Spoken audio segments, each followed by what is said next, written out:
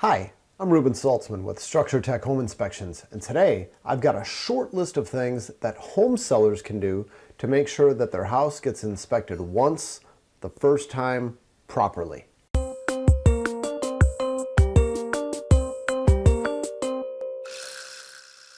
One of the most frustrating things with a real estate purchase is when the home inspection cannot be completed the first time. It's where a home inspector goes out and they can't finish looking at everything they're there to look at. And then the question is, what happens next? Do you need to schedule a second home inspection? Does somebody else need to come out? Do the buyers get freaked out because things may have been blocked? Who knows? But without a doubt, the best policy to make sure that the home inspection is done completely the first time the home inspector is out is to make sure that your house is ready for the home inspector to come out. So I've got a short list of things that home sellers can do to help make sure that their house is completely ready to go. Number one, make sure the utilities are on. This one seems so basic, so simple, but history has taught me that it's not. Many times people will have the gas shut off to the entire home or potentially individual appliances. Sometimes people will turn off the water when they're going to be gone for a long time. All these things should be on to make sure that the home inspector can do their job completely. And on the topic of utilities, having gas pilots lit is important too. There's a lot of appliances, even modern ones today, that have standing pilots where it's not electronically ignited. That pilot needs to be lit manually, and most of the time it stays on all the time. A couple good examples would be gas fireplaces and natural draft water heaters. Both of those frequently have standing gas pilots, and I know a lot of people will turn off the pilot light to their gas fireplace in the spring. They'll leave it off until they fire it up again in the fall. But make sure you have that on before the home inspector goes out.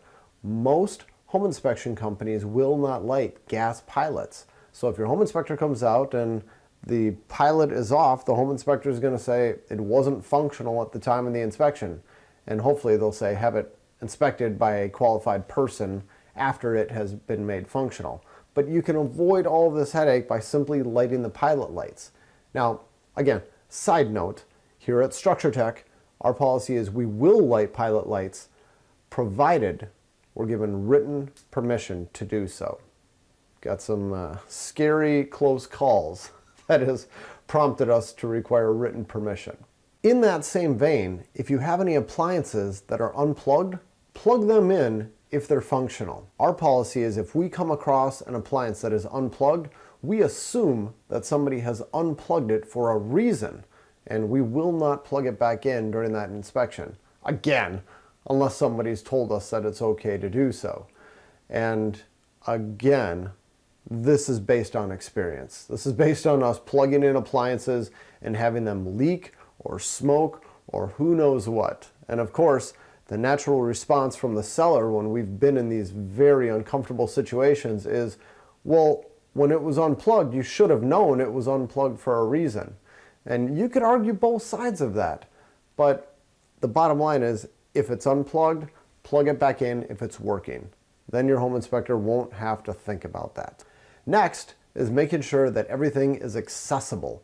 That's probably the most important one, probably the biggest one. And there's a big list of stuff that the home inspector needs to get at. This includes things like a crawl space. Now in Minnesota we don't have a ton of those, but we do have some. Make sure the crawl space is accessible. If there is a garage, make sure that is accessible. The biggest one there is a detached garage. If a garage is detached, we're going to need keys or a garage door opener to get into that. Another would be the furnace, another's the water heater. If there's a boiler, that needs to be accessible. If there's an electrical panel, that needs to be accessible. So often people store stuff in front of the panel, or they'll install shelving over it, or they'll put pictures over it where it's just completely concealed. Now, a good home inspector is going to know the tricks to figure out where that panel is. We're going to look for the meter at the outside and know that that big picture is concealing an electrical panel. But still, someone's got to take that picture off the wall. It shouldn't be the home inspector having to do that. Now, I've taken countless pictures off the walls in my days, but it's nice if the picture is just removed. It reduces the potential for damage. And also, if that panel cover has been painted 28 times over the years at some old condo building, who's supposed to open it? I mean, is it the home inspector's job to take a knife and cut it? What if it doesn't look the same? These are all difficult questions, and to make sure that there's no question during the inspection, just have it done. Have it ready for the home inspector. And then the last one, the biggest one as far as accessibility goes, is definitely the attic. Make sure that that's accessible. If the attic access is located in a closet, clear the stuff out of there. If it's blocked by anything, move it. And most importantly, if it's sprayed or painted shut or caulked shut, that should be opened. It shouldn't be the home inspector who's put in the position of not knowing whether or not they should be opening this. Now, many home inspectors have the policy that if it's sprayed or caulked or painted shut, they just don't access it, and that's fine. They are following their standard of practice. Here at Structure Tech, we have dealt with this so many times over the years that we've changed our policy to say that if we are given written permission from the seller, we will make it accessible. We will cut that seal, or we'll bump it open, we'll do whatever we need to, as long as we're given written permission. But still, it's a big delay during the home inspection process to make a bunch of those phone calls. So the best policy is make sure that it's accessible before the home inspector ever even comes out. If there are any pets living in the home, please secure them. The home inspector shouldn't be responsible for having to slam the door shut behind them very quickly. I have personally had cats follow me both into crawl spaces and in attics.